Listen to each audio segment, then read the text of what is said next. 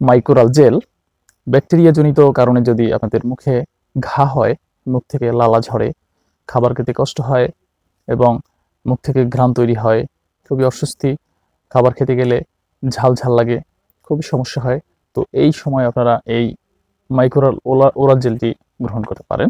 বিশেষ করে মুখ ও পরিপাকতন্ত্রীয় ক্যান্ডিডের জনিত সংক্রমণের চিকিৎসায় এটি ব্যবহার করা হয়। মুখ ও পরিপাকতন্ত্রীয় ছত্রাকের কলোনাইজেশন নির্মূলে এটি ব্যবহার করা হয়।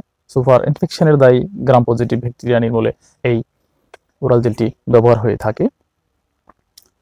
ঔষধ কিভাবে এটিকে গ্রহণ করব জানবো এর নিয়ম সম্বন্ধে। 6 থেকে 24 মাসের শিশুদের ক্ষেত্রে 15 মিলি দিনে 4 বার খাবারের পর মুখে লাগাতে হবে।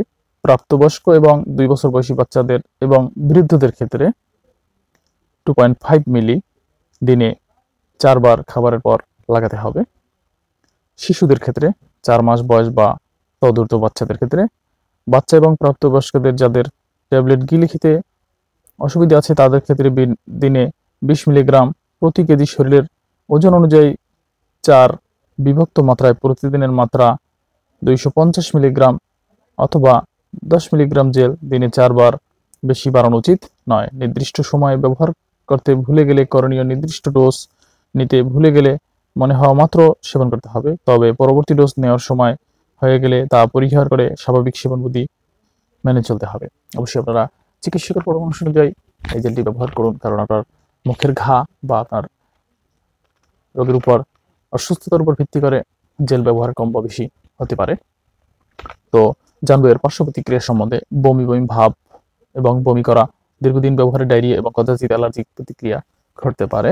গর্ভাবস্থা ব্যস্ত স্তন্যদানকারী ব্যবহার করা যাবে কিনা। গর্ভকালীন সময় মাইক্রোনাজল ওরাল জেল ব্যবহারে নিরাপত্তামূলক কোনো তথ্য নেই, সুতরাং গর্ভাবস্থায় মহিলাদের ক্ষেত্রে সম্ভব হলে মাইক্রোনাজল পরিহার করতে হবে, অথবা সম্ভাব্য ঝুঁকিসমূহকে সম্ভাব্য সুবিধার সাথে সমন্বয় করতে হবে। যেহেতু অনেক ঔষধ মাতৃত্বকে নিশ্চিত হয়, স্তন্যদাত্রী মায়েদের ক্ষেত্রে মাইক্রোনাজল ব্যবহারের সতর্কতা অবলম্বন করা উচিত। তো এই মাইক্রোরাল জেলের গ্রুপে জানাবো, গ্রুপ সম্বন্ধে। এটার গ্রুপ হচ্ছে মাইক্রোনাজল। এই ওরাল জেলটি প্রস্তুতকারক কোম্পানি হচ্ছে এসিআই।